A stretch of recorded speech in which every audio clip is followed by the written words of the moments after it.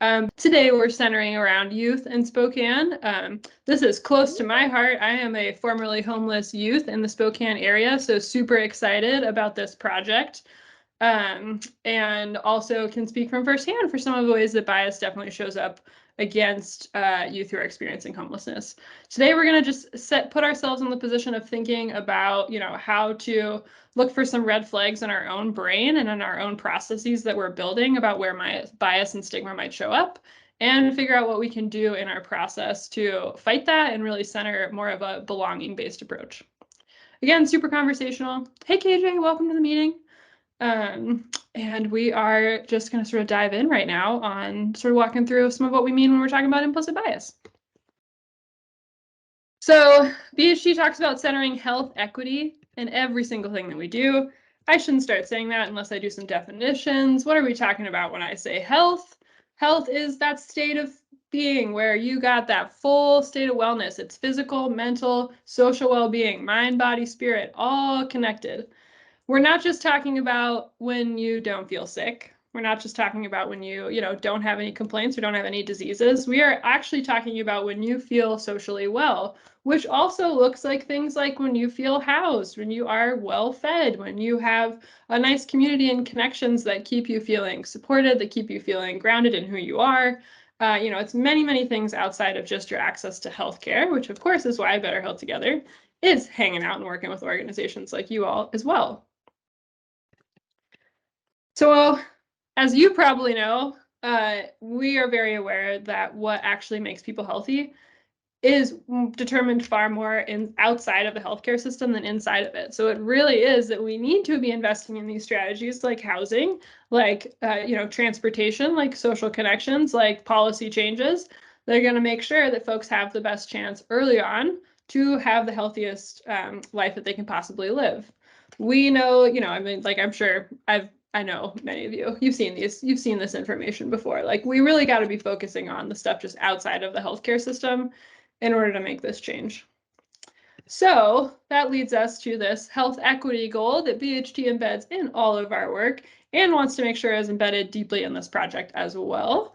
Health equity is a state of being where every single person has their best chance to reach their full health potential, regardless of their identity, their environment, their lived experience. So this is us just saying, hey, we want to see a world where everybody has the best chance to be healthy, defined as what health, like the best chance of health looks like for them, knowing that that's unique for different people, but recognizing we don't want to see any unjust and unfair barriers to people's health outcomes.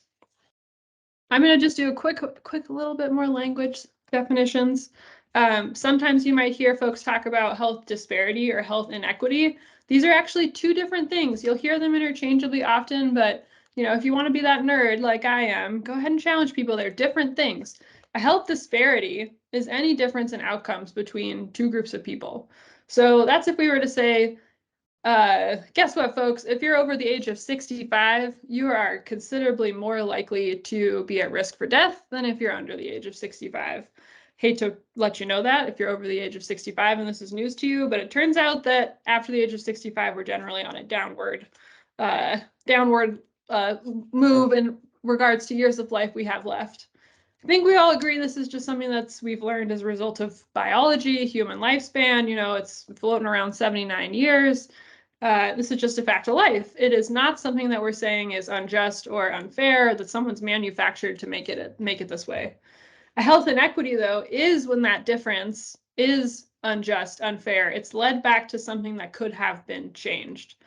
And health inequities are something that we see all throughout our system and have root causes, not just in sort of those systemic outcomes, but back in the policies and procedures that are guiding our system. So that's where we got to stop and really ask the questions.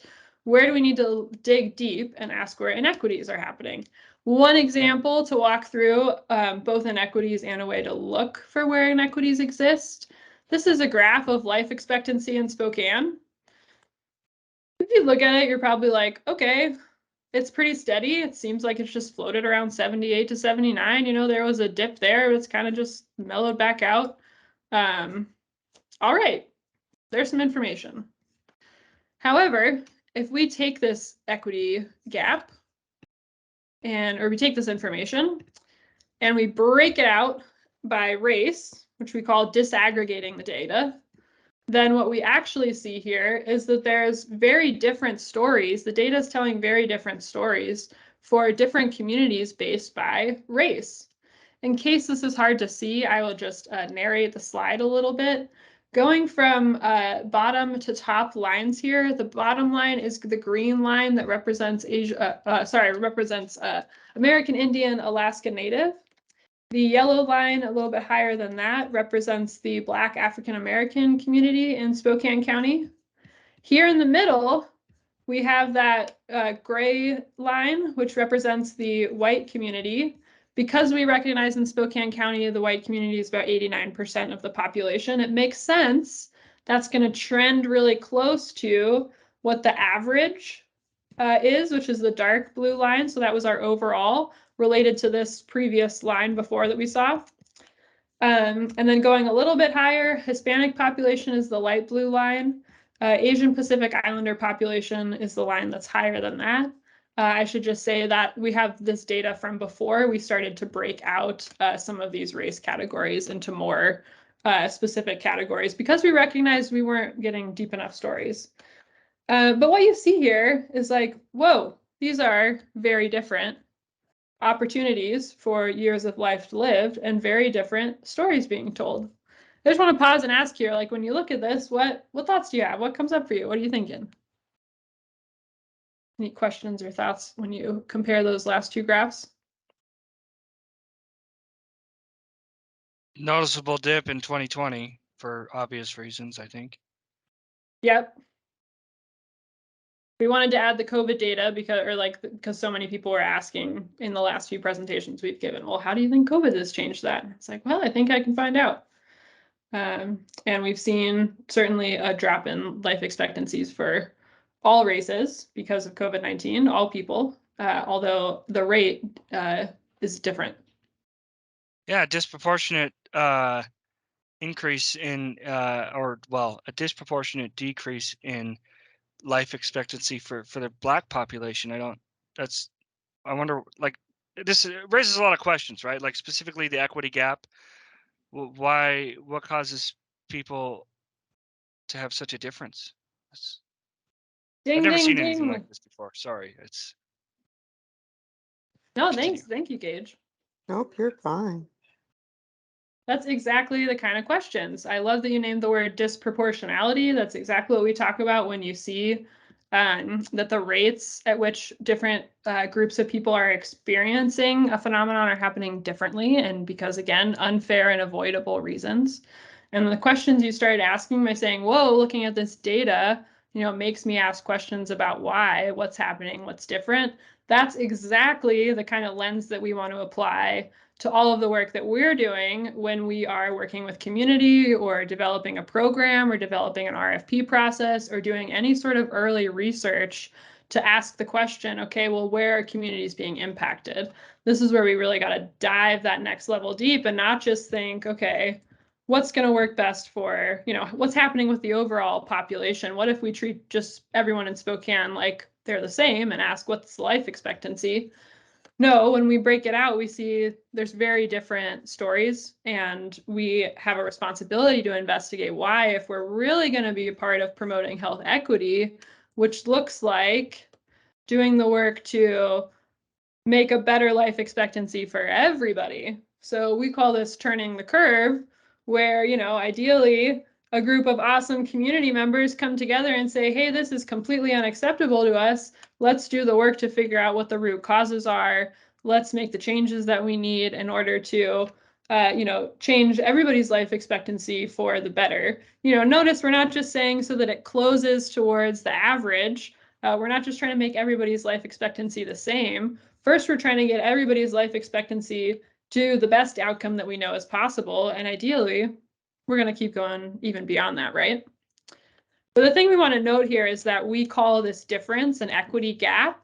So, we measure, there's 10 years in life expectancy difference between the group that's experiencing the highest life expectancy as of 2020, which was the Asian Pacific Islander line, as well as the than the line at the bottom, which was unfortunately experienced by the Alaska Native and American Indian community. And so that gap of 10 years is what we're saying is the inequity.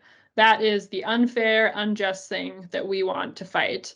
And we could replicate this kind of process in things like housing data and things like who's ending up in foster care, who's ending up homeless, who's ending up in, who's getting behavioral health services, who's not, these sort of questions that are maybe more related to the work that some of you all are doing are all things that we can investigate with the same model. We use this life expectancy as sort of a general example. And of course, I think all of us are hoping to see the best life expectancy possible for everyone in Spokane. So it definitely relates to all of the work that we're doing.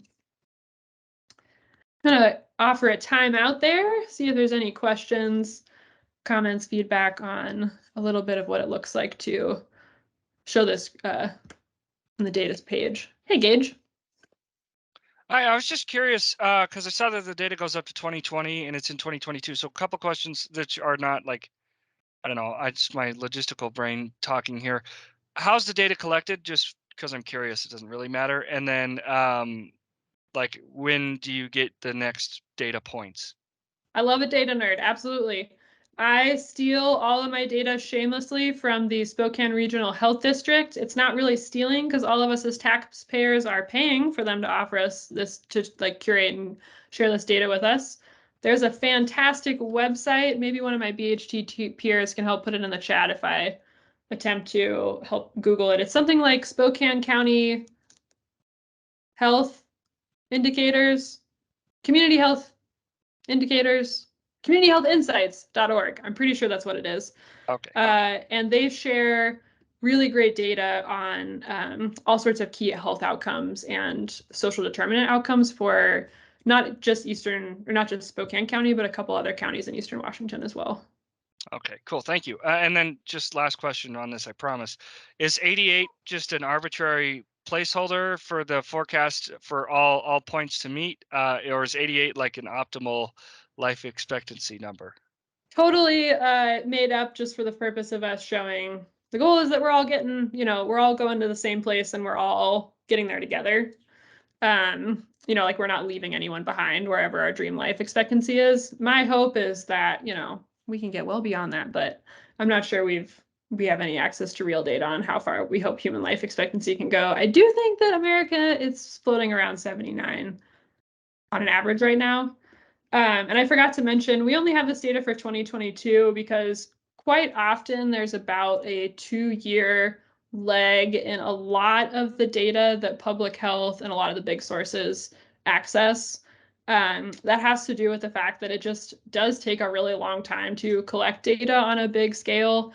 And in order to make sure that it's done well, so like folks are, taking the time to make sure the data is accurate, and we call it like scrub to make sure that, any mistakes or false, people putting in like, filling out surveys just for fun and, these sort of things happen. Like that, it just takes a lot of time. And so unfortunately, our world often operates on like, we don't get data until a year or two late, which sometimes makes it really hard to make decision making. I'll just put that out there. And also means we got to partner our data with, we can't just let the numbers tell us what to do.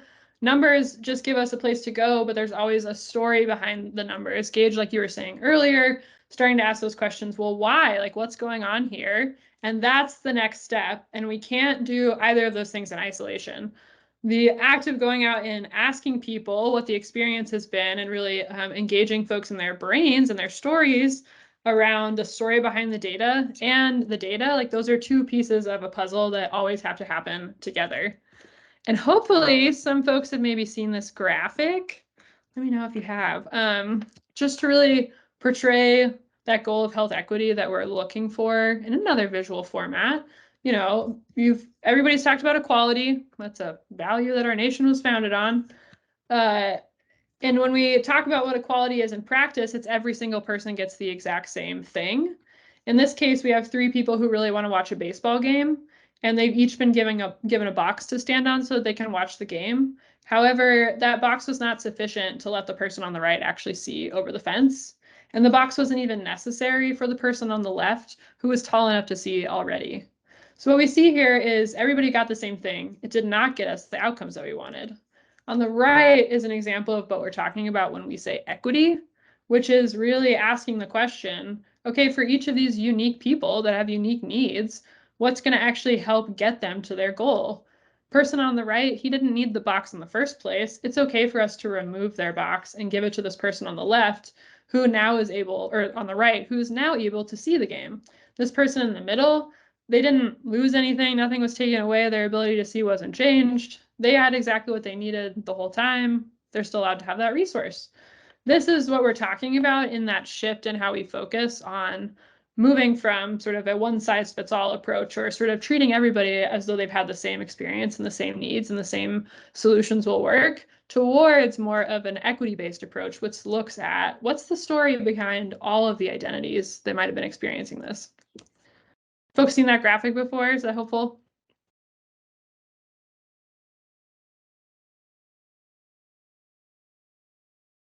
There's not an option for like a thumbs up in Microsoft Teams, is there? There's a reaction. Look, I'm giving myself a thumbs up. That's weird. There is a reaction button that is somewhere on there, which, yeah, it does help me so much when you give me a thumbs up, so I know folks are listening. So how does this get us back to implicit bias and what we're talking about today? Now, as I mentioned health equity, we talked about our definition earlier, but I will say that for BHT, we were like, this definition, it needs a little more teeth, doesn't it? Because if we're just saying a state of being where everyone has the best chance to be healthy, that's really nice, but whose job is that? Who's responsible for that? Who actually makes that possible? And we are saying here today, and I am challenging each of you, that we believe that health equity happens when institutions support every person in achieving that full health potential. So it's when organizations like VOA, like BHT, like Spectrum say, hey, you know what? We're going to commit to taking that equity lens. We're going to commit to asking these questions about what's the data telling us? What's the story behind the data? Let's not just assume that everybody's having the same experience based on their identity, and instead shifting to this space of asking what the unique solutions are that are going to meet everybody where they're at. That looks like an updated version of this graphic, which we just love so much, and that is really calling on what happens when we move past equity and have asked the questions, what is the cause upstream? What was making it so that the folks couldn't see the game? What's been making it so that folks' life expectancy are not the highest opportunity that it could be? In this graphic, we've added one more frame calling to the state of justice.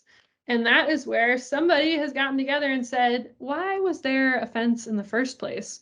Why do we need a wood fence? Like, who benefits when people can't see the game?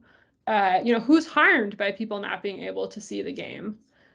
Asking those questions allowed folks to come up with a solution. Maybe they still said, hey, we need to have some fencing because what if somebody runs off the field or the ball flies loose and we don't want anyone to get hurt? Okay, but we don't need to prevent people from seeing it. We've removed the wooden fence, replaced it with a chain link fence. Everyone's now able to see the game without having to stand on the boxes, which means also we no longer have to allocate these resources of boxes because we've moved upstream to a permanent solution in our infrastructure supporting see-through fences, the cause of the inequity addressed, the systemic barrier removed, everybody's celebrating at the game.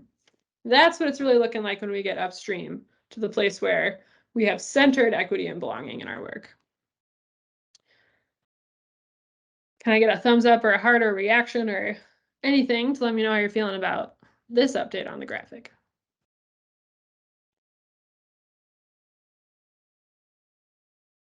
Thank you, Melissa. No worries, Cage.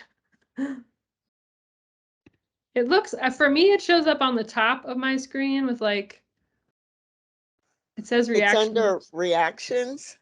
There's a little smiley face with a hand.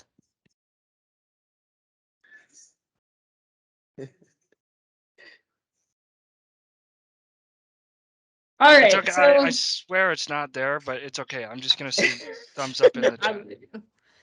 just give me this at least in the chat or unmute or give me a thumbs up. Like, this is the world we want to live in, right? Like, you all want to be working towards a world where we are not working on Band-Aid solutions, on handing out box solutions, but we are asking the question, why was the fence there in the first place? What's the very best kind of soccer field that we can build to make sure everybody feels like they belong in it? All right, fair. We can, you know, I'm not really a sports fan, so I don't pay much attention to the fact that there's which game it is, but I can appreciate that. I am more of a soccer than a baseball fan. So now when we want to move to justice, we're asking the question, right? Like, why is it like this? Like, why do we spend so much time getting sucked up in the equality space or even sometimes that equity space before we can get moved into the justice space where we have settled on these solutions that center whole person care? And I'll tell you folks, largely that exists in culture, right? Like, it's culture that sort of decides how we navigate relationships, what choices are made available for people as they navigate their life, choices made by policymakers, made by voters, made by, you know, built infrastructure that was set up long before some of us were even around. But the reality is culture is a lot of what navigates what choices are made available to folks in the systems that we're working within. Culture is really just the values and beliefs that held any group of people together. Culture defines how a group of people says what's normal and what's not normal, which means it defines like, hey, this is a normal idea for why folks might be experiencing this problem or this barrier. We start to take for granted what might live outside of that normal barrier, right? And that's sort of where bias starts to show up. I want to name that we have a lot of different cultures that each one of us as individuals are navigating all the time.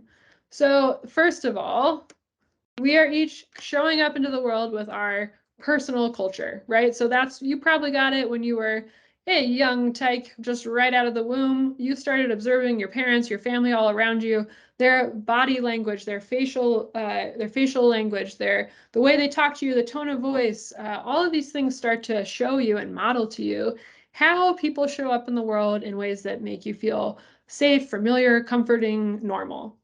And it's likely that, you know, you continue to develop that culture from the ages of 0 to 3, you know, and so on. And when you start to bump into institutions, so you leave your house at home and you're going into, maybe it's church, maybe it's school, maybe it's a community group, it's a neighborhood group, you know, some sort of institution that we define as a group that's gathered for some shared cause.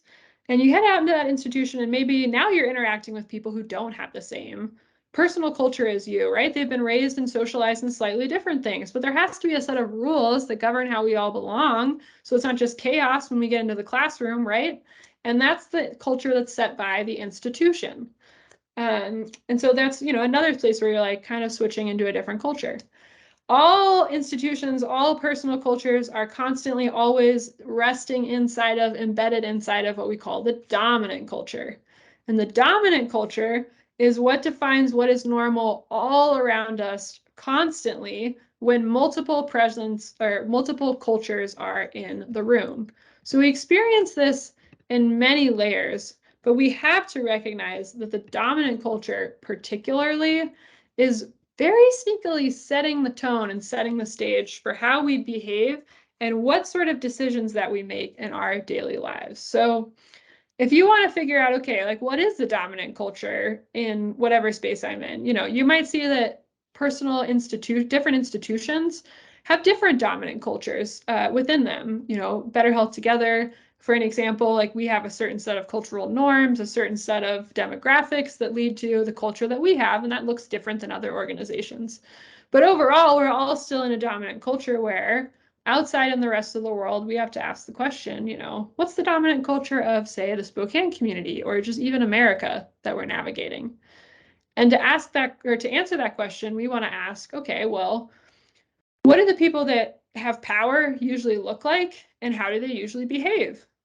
You've probably done this in some subtle ways in your own life. If you've ever like gone to a party or a gathering or maybe a work conference and you were like the first person to walk in the room, you didn't know anybody yet, and you look around and you're like, oh, I don't know what to do. So you scan the room and maybe you see some people over in the corner are starting to write down name tags and sit down. You see over here some people are getting food. You see up on stage it looked like someone in charge is over here telling people what to do, and you say, okay, I'm navigating the culture here.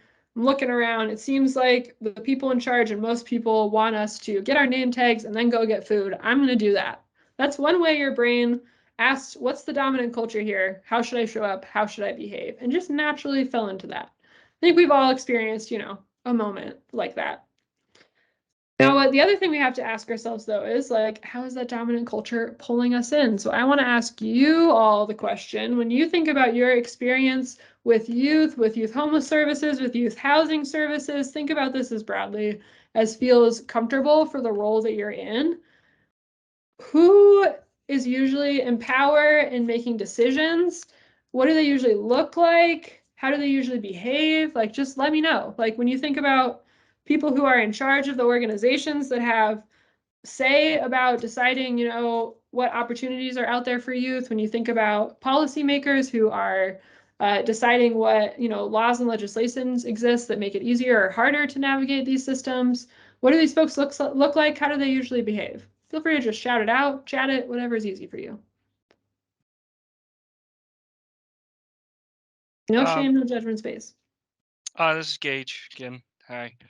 I think that working in a nonprofit, the usually in charge of decision making, I think that while there are people that are doing those decisions, making those decisions, whatever noun or verb, sorry. Anyways, are like held accountable by the source of money to help make those decisions, if that makes sense, right? So whatever fund source you have, whatever stipulations, rules that those fund sources hold, whatever decision you make regarding funds, at least, I guess, but regarding your organization has to be within those limits. So I think it's a little bit interesting. It's different than maybe an organization that doesn't have those stipulations, right? So the decision making power is solely on who's ever making those decisions. But I think for me specifically, like within Volunteers of America, which is the organization that employs me, the decision making is done by the board of oh hell, what are they called, trustees or whatever, and then the sort of leadership team. So that would include program manager, the CEO, those sorts of things. But then, like on the Continuum of Care board, which I'm also a part of in Spokane, everybody that is a voting member of the board has that decision-making power. On the youth advisory board, every single member of the youth advisory board holds equal weight, including me, the coordinator, and I hold the chair position too. But on that, I act as a rudder, not as a triangle or whatever. And then like in the YHDP core team meetings, which Melissa is the coordinator, I think it's pretty similar. She's the rudder, and it's pretty equal. Okay, but a lot of people in Spokane, I think you had said 89% of people in Spokane are white. So just about everybody in those decision-making positions is white. In fact, I can't really think of any place where there isn't some. So yeah, there's that too. Thanks, Gage. That helps me see a little bit some of the groups and power structures you're talking about here. And thanks for naming it. Yep, mostly white decision makers in Spokane. Adele. Never mind. He answered it. Gotcha. I wonder if someone will do me a favor. Could y'all describe maybe the demographics of the Continuum of Care board right now? Let me pull up a list of people and tell you. Let's see. And you can just share too, like, hey, from what I see, it's mostly white people. That's one thing I've heard. Yeah, it's mostly white people. Is it male, female, It's pretty gender neutral? I mean, I don't think there's a dominant a gender there. I don't think there's anybody who is non-conforming to a specific gender, but um, I couldn't tell you for certain. It is Okay. pretty evenly split. It feels between traditional gender roles, but Okay. There's also not as many people with lived experience. On the COC board, there's a couple there's members, 4. 4. Well, 3 right now. But Sorry. that is, you know, one of the barriers is the COC doesn't have a stipend policy in place yet. So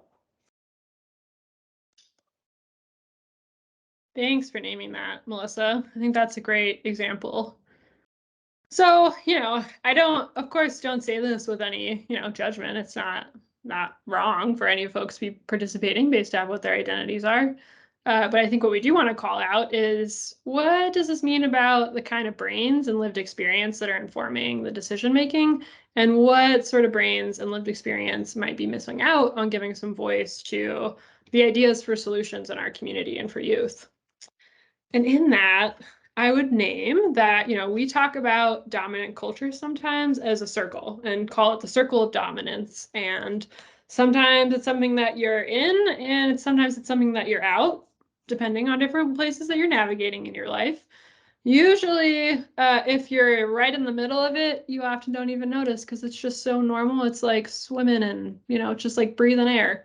But folks really notice when they're outside of the circle of dominance, because that is when you're in that space where you are walking into the party and feeling like, oh, geez, I don't belong here. I don't know what to do. It is taking me more energy to show up and survive in the space than it would if I was surrounded by people who I was familiar with, who I was comfortable with, who I knew how to behave with. This is just a reality of the human brain. It's not, this isn't a human fault in any ways. This is a reality of evolution in the human brain. Our brain has developed to try to protect us. Our brain really wants these bodies to keep going so that it can have a place to live. And our brain, in order to survive the very dangerous world that we live in and deal with the fact that it is intaking way more information than any of us could possibly handle on a subconscious level, it's got to make a lot of snap judgments and a lot of decisions about how we should behave, about what's safe and what's not safe. And there's a risk in that in this idea of the dominant circle, we're kind of creating a circle that says, hey, these sort of behaviors, this sort of people, they belong. They fit right in the middle of this circle. And that's really powerful because if you feel like you belong, if you can walk into a room and say, I don't have to worry at all that anyone's going to think I'm different, that anyone's going to make fun of me, I don't have to worry that I might not be safe, that people might wish harm against me because of who I am, you're going to have a way easier time and spend less energy navigating that room compared to someone who in any way is experiencing life getting pushed out of that circle or really categorized as sort of that other box that we talk a lot. And what we're trying to navigate here in this work is that balance between otherness and belonging, and ask, how are we really centering belonging in all that we're doing? Because that power of belonging is so vital to making sure people are in charge of their health, of their housing, of their lifestyle, and the decisions that they choose to make in their life. That idea of belonging is so central to our foundational human sense of well-being. And we can own, I think, that right now in the American dominant culture, when we ask ourselves who's usually in power, what do they usually look like? We can think about our city hall, county commissioners, Congress, all of these spaces. When we ask, okay, who usually looks like they're right in the middle in the dominant culture?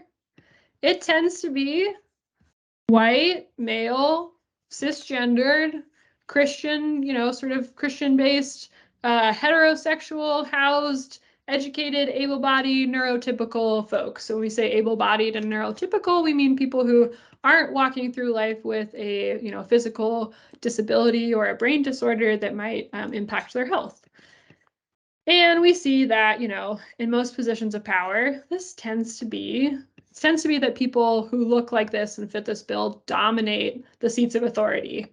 I noticed that in the Spokane nonprofit community, we have a lot, there's a pretty equal just male-female gender balance. A lot of women driven towards the nonprofit communities, of course. When I look at the boards, though, I tend to see a lot more men than women. So in the place where ultimate leadership authority is, it tends to still look like mostly men. And as Gage named earlier, we're not seeing a lot of spaces for folks who are gender non-conforming. So still sticking with this idea that there's only male and female gender categories that we should be making space for. And that is definitely an outdated idea at this point. So in that, we want to ask ourselves, how are we widening the circle? How are we making it so we're not pushing people into this place of otherness in the work that we are doing? And the answer is we check in with our brains, people. We make some quick tricks for our brain for how we can address where bias might be popping up. I show this slide intentionally to overwhelm you. I don't expect that folks can actually see everything on it. The point of this graphic is every single little dot connected to the brain here is a type of bias that exists in our brain that scientists have discovered.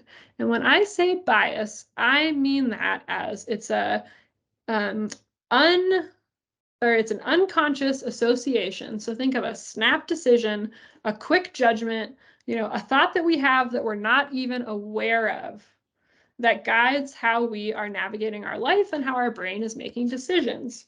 And when we were little humans, now, still in the jungle trying to figure out how to survive, and we looked out and we saw a ton of eyes looking at us, we wanted our brain to say, oh gosh, we should panic. This is scary. We don't know if those eyes are looking at us because they're safe or because they want to eat us, or, is that a tiger? Is that a friend? Like, I have no idea what's out to get me. We wanted our brain to be a little bit jumpy in the decision making it was making.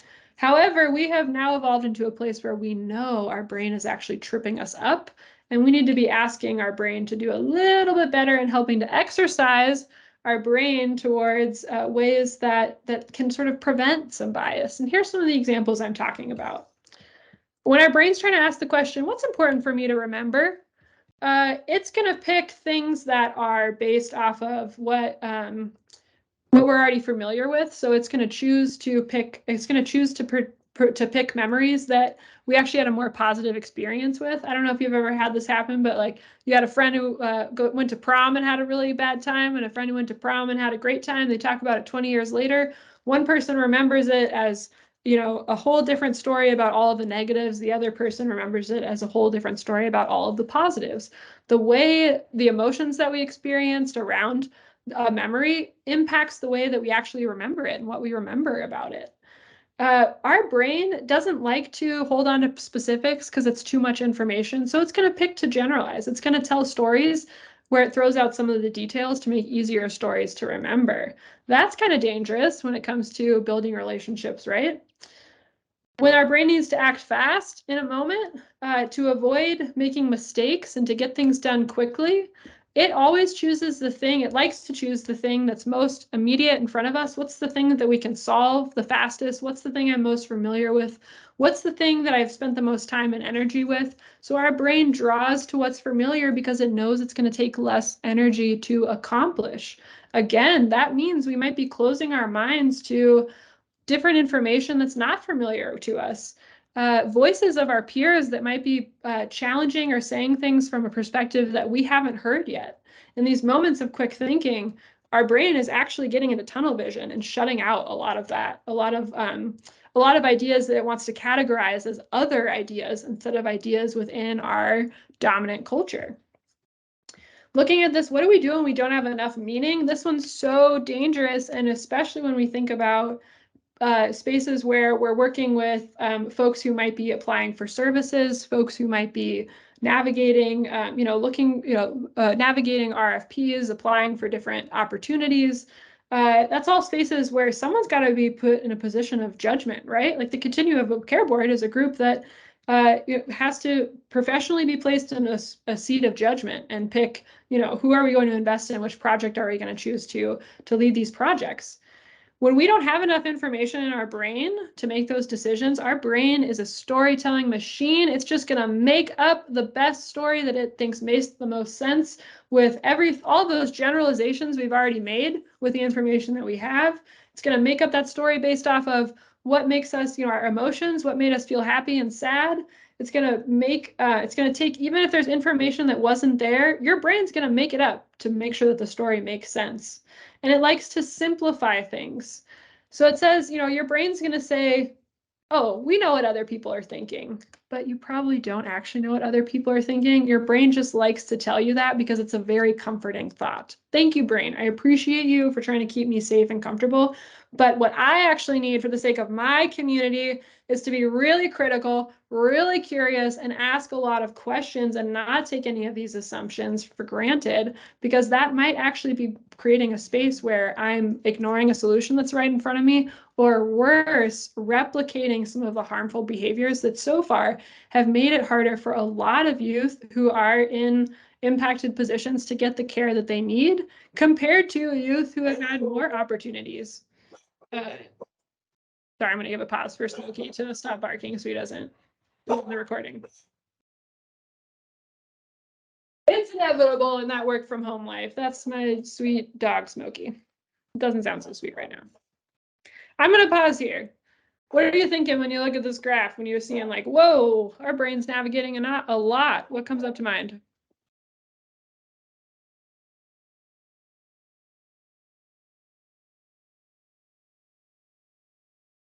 Anything at all? Oh, sorry. Go for it. I always pick the worst times to interject. I not too much about the cognitive bias. Sorry, it's like almost 5 o'clock. My brain is shutting down. Speaking of brains, I wanted to kind of go back a little bit to the dominant culture conversation, and Sure. I like recently learned about intersectionality. Yeah. I hope I'm not like jumping ahead or something, but No, but I can help you. Keep going. that's the I don't know how to say her name. Is it Kimberly? Kimberly Crenshaw. Okay, yeah. That's the video I watched, I think. Where anyways, intersectionality and how it fits in this work, right? So like the 3 people on the continuum of care board right now that have lived experience, me being one of them, we have that shared well, that's not true. There's more than just the 3 of us that are in positions specifically for lived experience members. There's more people on the board that have that experience with homelessness. But anyways, that's an intersectionality, right? Like experiencing homelessness. Intersectionalities are, you're going to talk about them anyways. It sparked that in my mind. Like on the youth advisory board, for example, everybody has a lot of different identities, experiences in life, but there's shared ones that everybody has on that board, and there's some that groups have, and so it kind of creates this. Kimberly says it in her like speech of like looks like a spider web at the end of the day. But I love that you had just been aware of this. Here, I'll just play this for us real quick so people can hear her from her own words. Make sure.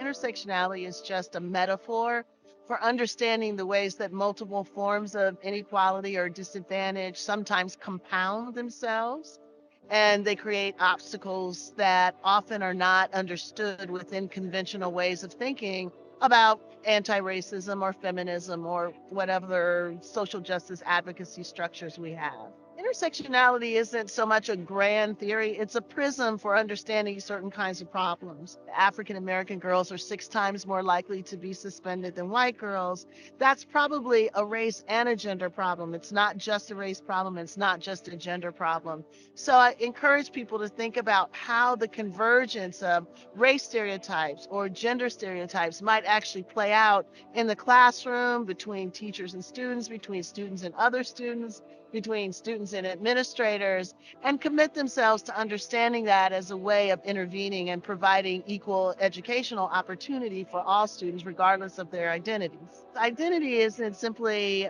a self-contained unit, it is a relationship between people in history, people in communities, people in institutions. So schools do a good job when they understand that and when they commit themselves to curricular development, to opportunities in the school for all students to understand the histories that have brought us to this particular moment. You can't change outcomes without understanding how they've come about. So independent schools can take the lead on that to be responsive to their student populations and to the communities out of which the students come.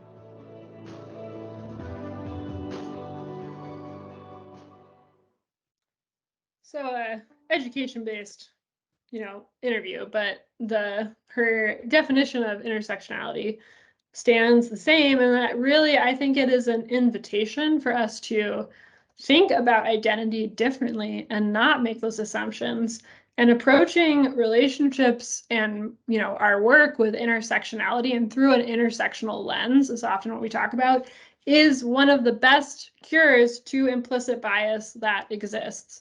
The two real cures to bias are using an intersectionality lens. And by that, I mean choosing as a group to be intentional in saying, what questions can we ask ourselves? So that, because we know we're going to make assumptions, we know we're going to make missteps, because we know that's what our brain is setting us up for.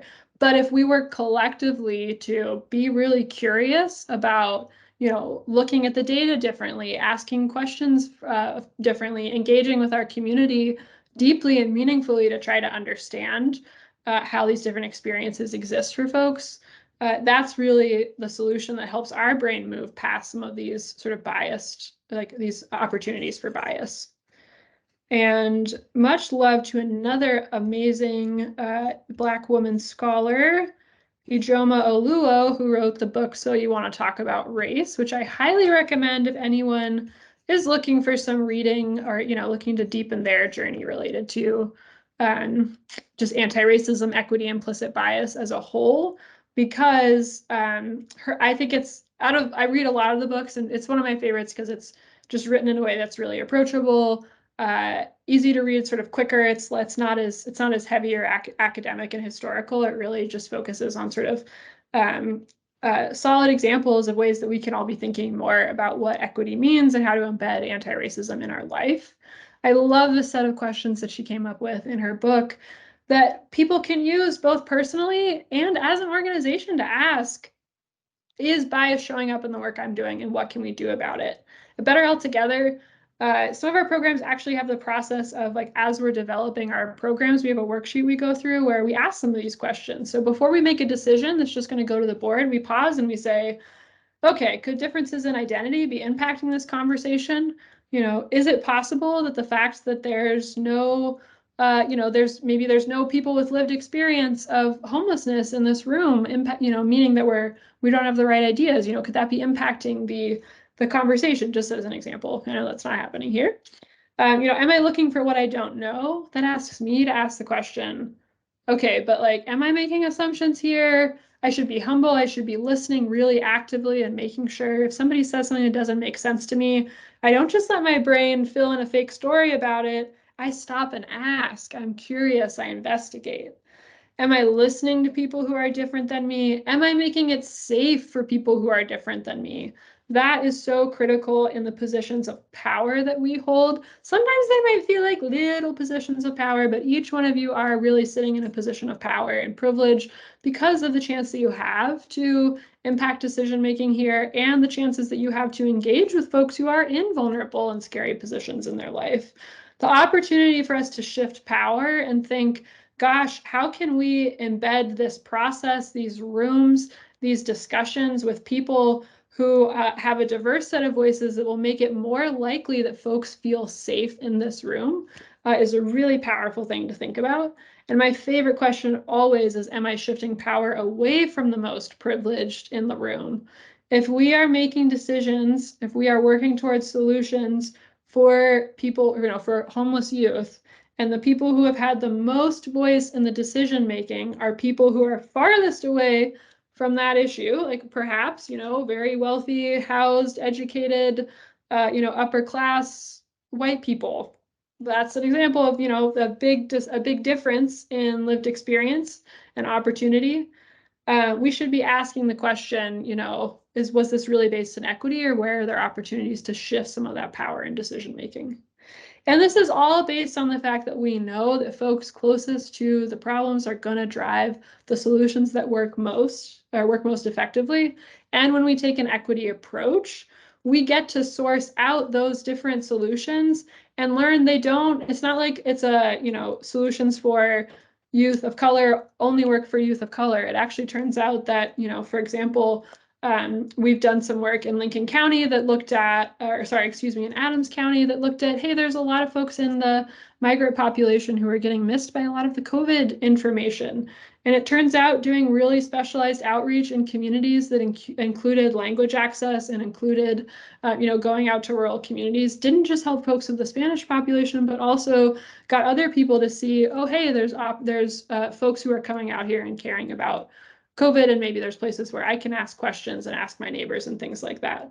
It's all ways that we can learn solutions that work for this intersectional approach, like Gage mentioned, of really how do we be curious and ask and dismiss this idea that, it's one size fits all or things are going to work. We should figure out the best solution for the most, but really ask the question, how are we coming up with these unique, equitable solutions?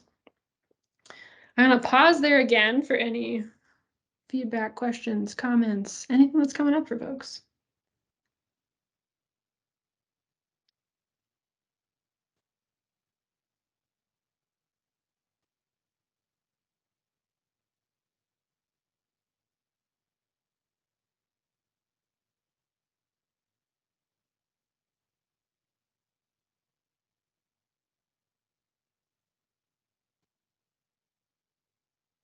I always hold a long silence just in case, no pressure. Something that I guess it's, am I making it safe for people who are different than me? That is in the same line of like some of the conversations that are happening, like in the COC board space, in the youth subcommittee, in the youth advisory board, is how do we ensure that we are as diverse a group as possible so we can be representative of the youth and young adult homelessness population in Spokane? So how do we intentionally look at diversity, creating a safe space for everybody, and a space where everybody and any identity can come in and be a part of this? And how do we outreach in that same space, because we do not seek to tokenize anybody, right? So that is, and that's a conversation that's happening on the continuum of care board as well, although a little bit smaller capacity, or not interest, I would say. But anyways, like that kind of, how do you build out a diverse group of people? Yeah, big question there, but happy to share some learnings from BHD and what we've learned so far. I think first on that question, I want to highlight really clearly that just diversifying a room or a decision-making table isn't the immediate solution. Like that doesn't just solve the problem, because the power structure, power imbalances still exist. To speaking to the phrase tokenizing, it's not actually fair to ask people of color or people who are marginalized or people who have, lived experience of harm or being oppressed. If we wanted justice for every homeless youth, it's that they get housed, they have a, loving community, they have access to all the social networks that they need in order to succeed and thrive and like live out their very full potential. It does not include that they have to join a council and spend a bunch of volunteer time advocating for how to make it better for other youth. Like we shouldn't say that that's a critical part of, it's not fair. And in fact, it would continue to harm the movement if we said, hey, like this is something that only people who have experienced it should be working on. That actually puts the burden on people who have already lived the trauma of surviving it to then have to relive it over and over again by trying to convince people all the time that they should care. And that's not awesome. That's something that people should only do if they feel like they really want to, they are motivated to, and empowered to, and they have really good support to do that. And there are ways that groups can make folks feel supported to come to the table with their lived experience without it being tokenizing or without it feeling super burdensome. Melissa named stipends earlier. I know that's a hard one when it comes to, often working with public office, but one of the things that we recognize is a lot of the folks who come to the table in these groups are paid to be there in some way or another. They're paid through their job at, city council, or I'm paid to come talk to you all at this training through my job at BHT. Melissa's paid to show up through BHT. You all probably get some support from VOA, Gauge, you're employed from VOA. So like these are spaces where you get to participate in conversations about decision making for youth homelessness, but you're not not at the expense of, maybe missing a job or missing an appointment that's really critical to you. So starting to think about how do we make it easier for folks who already have this burden to be in the room? One, how can we show that we really value that voice? Stipends, like saying, hey, like where other people are getting the message that their voice matters enough in decision making that they should get paid for it. We should set a value that we believe that people with lived experience have that same exact value and also should get paid, and stipends are an effective way to do that. We got a huge increase in people participating in our Community Voices Council and at our board meetings when we began offering stipends to folks who are participating as community members and not as any sort of like on behalf of an organization. I'd also add that things like the work that you're doing right now through this training, not to toot my own horn, but just, shout out to Melissa for being implicit or explicit and making sure these kind of conversations were happening early on in the process, because that's part of that. Am I making it safe for people who are different than me? People who have experienced oppression are, again, you're already facing barriers to show up. I can speak for myself personally.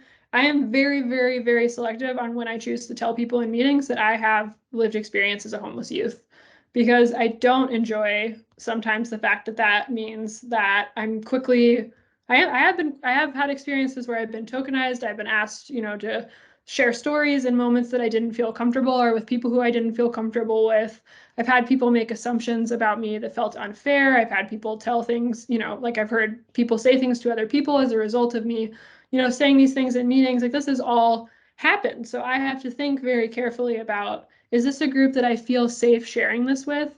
And if I choose to share it with, is there someone else here who's going to have my back and help me if it goes sideways? So how can you be that person for somebody else is a question that each one of us should be asking for every single position of authority we hold, whether that's in an organization, a volunteer board, wherever. And that I think also looks like, okay, how are we addressing bias? How are we, challenging our peers when they are saying things that might be based in bias? How are we setting norms and behaviors as a group that says, hey, I have a slide that has our norms and behaviors for often when we are having hard discussions or equity meetings. Oops, why didn't it go the way I wanted to? Here we go. So we recognize that it's not easy to talk about some of this stuff, and a lot of folks are coming to our meetings not super socialized around talking about racism, lived experience, identity, vulnerability at work. And we own that and have had to create some ground rules in our meetings to help make it easier for folks, which includes things like, I always say at meetings, we got to use I statements. Don't speak on behalf of anybody else but you. Don't make assumptions about how other people are feeling. Don't tell other people how they've lived or how they're feeling. And if we hear people doing that, we have the permission to say, ouch, oops, hey, hey, Melissa, I feel like you could have turned that into an I statement. Could you rephrase, and yep, okay, cool. Like, oops, I hear that, I'll do it. And agreeing that we're all going to own that language isn't perfect. We're going to make mistakes. We want to get better, because being better means more inclusive language that makes more people feel like they belong. And that is the goal to shifting power. So some of these, like asking research questions instead of making assumptions, that's a rule that we try to socialize because it actually helps our people normalize. So if I get into a space where instead of making an I statement, maybe I start saying, well, I think that those people just do this because like, time out, let's ask a research question. Actually, my research question is, why are there some to go to shelters? I shouldn't be making an assumption on why. I should be asking the question why, and then it's our job to go out and figure out the answer. So these are all ways, again, that it's literally about mental exercise. It is stopping implicit bias and becoming a more inclusive space requires everybody taking on mental work to try to change the muscles in our brain that are tailored towards implicit bias. But it's important and very relevant for you all because you live in an institution that gets to be in the middle of people's personal cultures and dominant cultures. So where the dominant culture is absolutely expelling some really harmful behaviors that center success for, white, upper class, cisgendered, housed, able-bodied people. It's easier to find success if that's what you look like in this country. We're trying to fight that in our institution by saying, hey, no, when you walk out of the dominant culture and come into our doors, it's not like that here. We actually are really going to ask tough questions, be curious, be kind, make sure that we're not putting that unfair burden or assumption on people. And that also creates a chance for you all to be sort of training, coaching, modeling to people in their own personal culture. So if I'm coming from a personal culture where I'm like, you know what, I've never met a queer person before. I've never met a non-binary person. I don't know how to say pronouns correctly. That doesn't make me a bad person. That just means that I haven't had that exposure. And now you all have an opportunity to help model, train, teach, coach, so that, my behavior can change and be less harmful and more helpful to any of the queer non-binary people that are probably in my life. And this is just an example of the power that every single institution holds. And that is true whether or not you are an institution as Volunteers of America or Better Health Together. You are an institution as, the group convening as the Youth Advisory Board, an institution as the Continuum of Care, an institution as anyone who's working on the youth shelter project here. All of these are spaces where we have institutions that have an opportunity to sort of disrupt this style of thinking. And I really encourage people to remember to slow down and think about equity as we go along the way. I have one more key learning slide, but I'm gonna pause and ask for, again, if there are any questions or thoughts or gauge if that help at all. I wish I just had an easy 10-step guide, but. I'm really happy that we are able to stipend youth and young adults for taking part in any of the aforementioned meetings, and others as well. I think it's something that it's not something I think, it's something I know. It's very important that people are compensated for their time, partially because we live in a capitalistic society, and so it's just part of what we got to do. But because it in a way, it's very, very physically saying, I value your time. Here's money for being here. Thank you for being here. That sort of thing.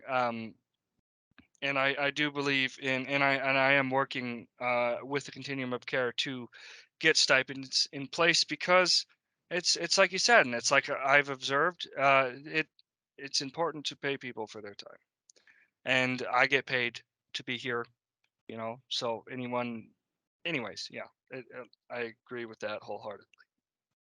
I wish there was more money available for stipending, because that's always a headache for me, making sure that I have enough money to stipend people. But that's just a byproduct of being a nonprofit, I think. But I hear you. And let's all keep telling our funders how important flexible funds for stipends are, because I think it's been a big gap for so long for a lot of the funders who are driving our program development as organizations.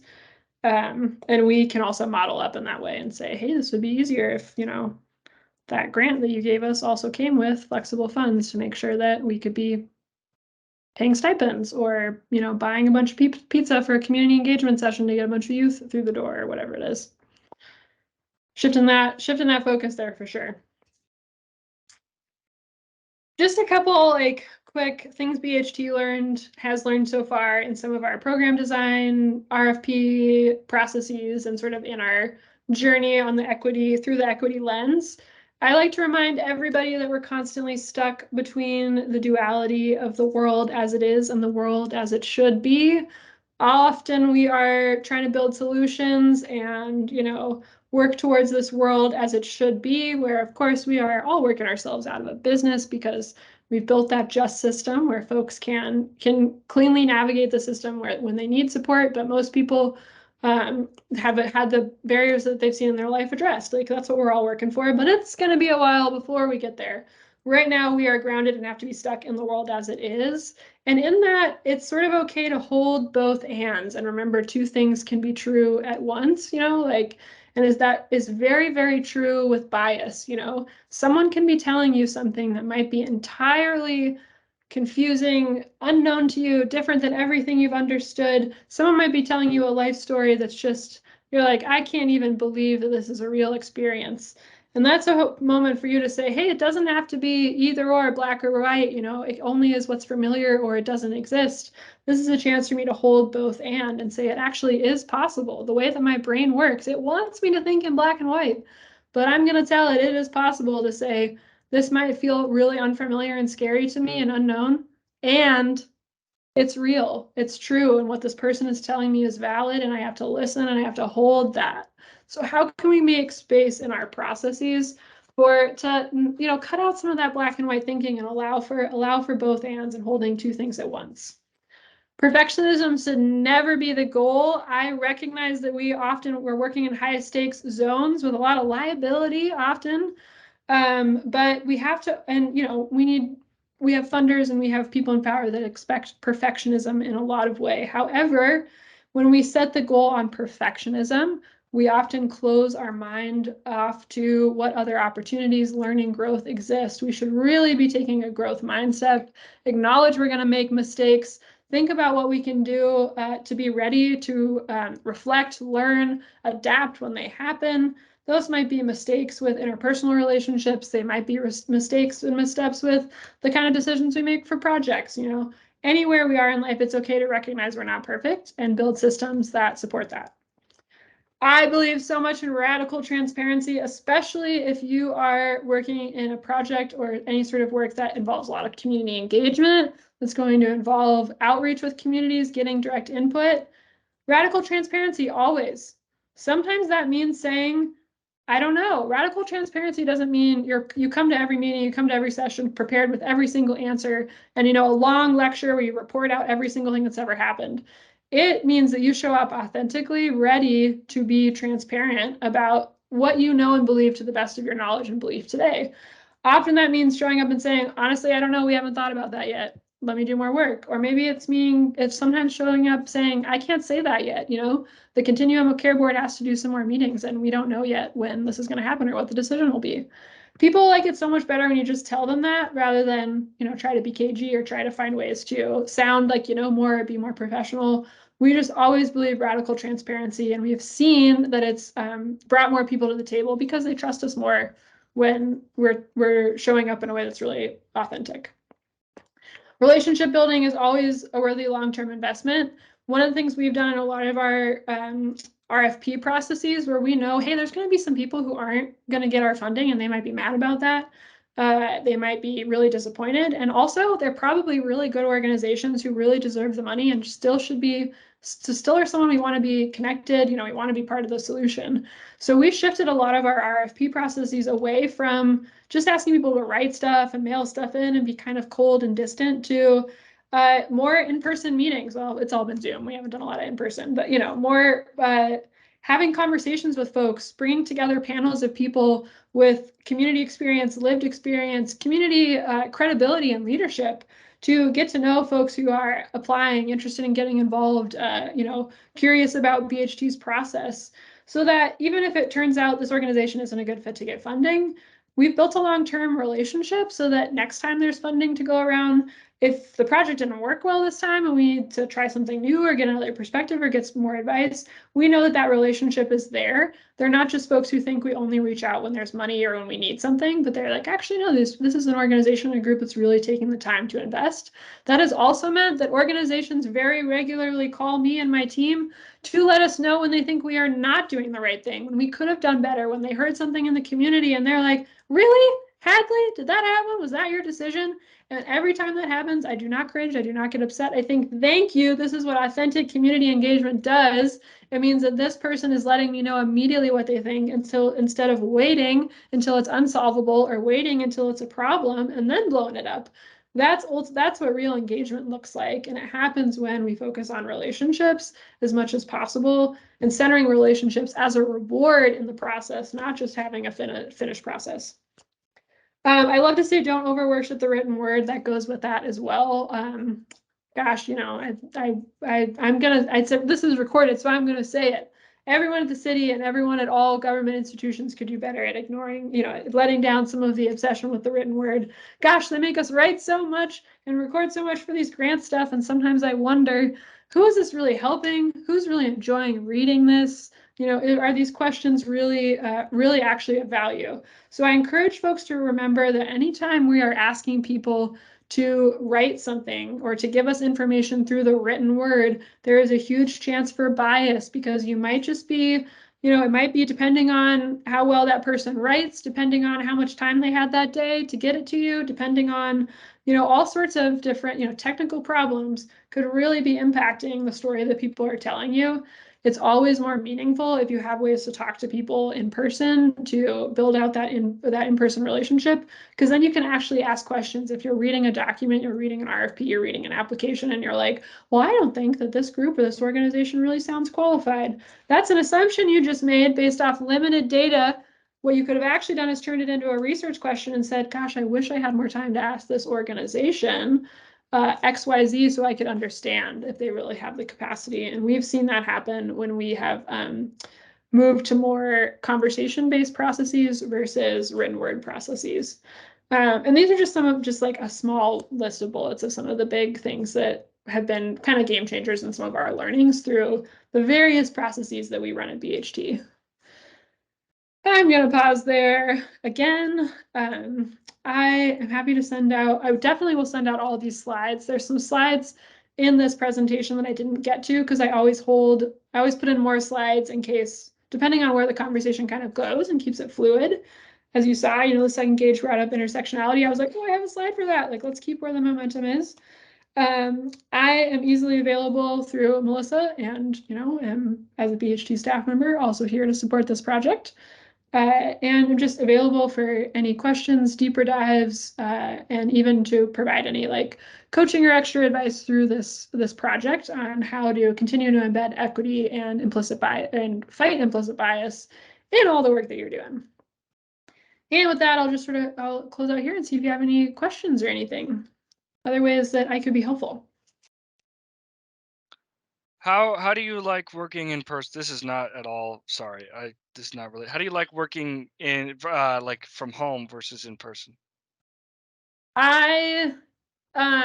It's complex because for me personally, I really like working from home. It works great for my introvert style and the fact that I'm, wearing pajama pants right now. Um, just letting the Same. continuum of care board know that. But yeah, and I'm thinking much better because of it.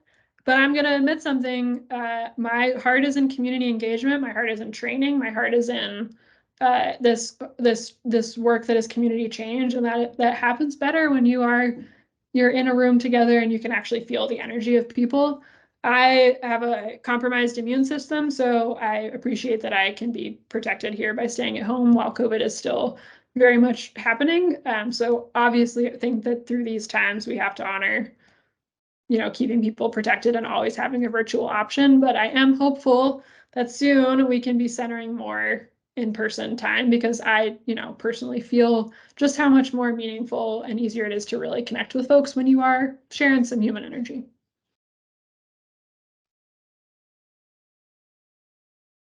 Have you been working from home? Have you noticed that impacting your work? Yeah, I'm wearing sweatpants right now, so I identify very much with that. Um, I like working from home. My official job title is community engagement specialist, so I also understand the need for meeting in person. I like I kind of do a hybrid work. I work from home most of the time, and then I have an office space that I can use, and then every week I tend to meet with people in person and virtually. So I like the fluidity and the versatility and the flexibility of having an office at home, because it's just like, hey, today, you know what, I'm feeling like, I don't know, wearing sweatpants and staying at home. Well, I can do that here. So I think that it's the future of. Obviously, there's some jobs you cannot do at home. If you are working at, like, I used to work at the Amazon fulfillment center, can't do that from home, unfortunately. So it's going to be this hybrid mix of things going forward. That's what I think. And I think that office jobs should definitely have the option of being at home, virtual, especially, like, at least in Spokane, the infrastructure is, well, we've all sat in traffic before, so I don't need to talk about that. And that's a tangent from this conversation. Sorry. My brain is like a butterfly in a field of flowers. Just jumps from one weird idea to the next. Oh, no worries. Thank you. I hear you. Hey, Have- Caitlin, we didn't get to say hi, but welcome. Hi. I know I showed up late and I apologize, but I'm really glad I did get a hop on. And can we just go back to talking about stipends? Because I want to make sure that, so I'm new to my position and I talked to my director recently. I'm with the Spokane Regional Domestic Violence Coalition. Awesome. And we talked about gift cards. And so I want to make sure when we're doing this in a way that's like actually helpful. And so it sounds like stipends is the way to go. And then also how do we compensate, how do we make sure that we're compensating in like equitably, right, that it's like fair? And I just want to make sure we're going about it the right way. I might recommend, so my teammate Reese has been managing our BHT stipend policy. We have put years of thought into those exact questions, and also questions of gift card versus stipend. And a lot of it has to do with who you're working with and issues of, so we work specifically with folks who are on Medicaid. If we give them if we give them a stipend that was too high, or if we give them a gift card that was too high, it might impact their Medicaid eligibility. So we were navigating specifically differences in what's the benefit of gift card versus really just a stipend. How can you work with folks in Section 8 or various situations to make sure that it's not impacting their housing and things like that. It turns out there are a lot more nuances than we originally thought when we were like, can't we just give everybody a $75 Visa gift card? And our CFO was like, no, we got there's more complicated than that. So I would be happy to set you up with Reese if you wanted to talk to someone who's like thought a lot about it and could also just share a policy with you. Absolutely. Thank you.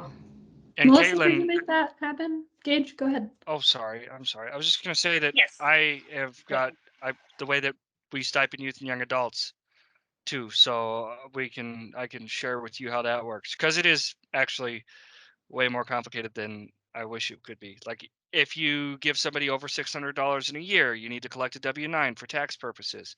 You should provide tax training to everybody, because all the money that they're getting that isn't being taxed is going to get taxed at the end of the year. So stuff like that.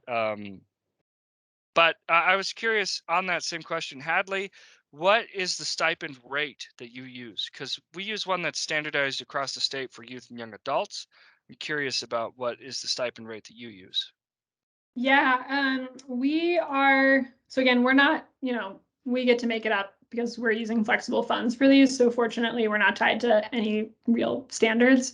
Part of our thought process went into looking at how much a lot of our, people who are just working in the, like if I was just paying for an hour of somebody's salary time for an average position, and then also considering that these are folks who are not getting benefits and things like that when they're in that hour. So we pay out for our Community Voices Council members who do a monthly meeting.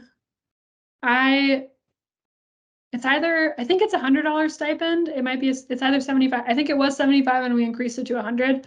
I'm embarrassed on the recording that I can't actually remember, but as I said, I have very talented staff who are managing this stipend policy right now, but I believe it's 100.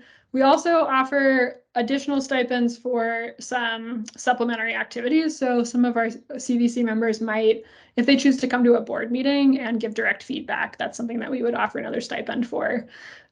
We have talked in the past about gift card versus check, and ultimately we went the route that you just described, which is we have offered some tax training, done the W-9 thing. We've worked with each of our participants to know some of them are in like subsidized housing or they're in permanent supportive housing situations. So we've written letters to their care coordinators or their housing managers to know, to sort of explain their situation so that they're not confused when it shows up on their income. And, we've ultimately we have the capacity to sort of go the long route and been able to treat it like more of a stipend, like it's a check that they're receiving rather than a gift card.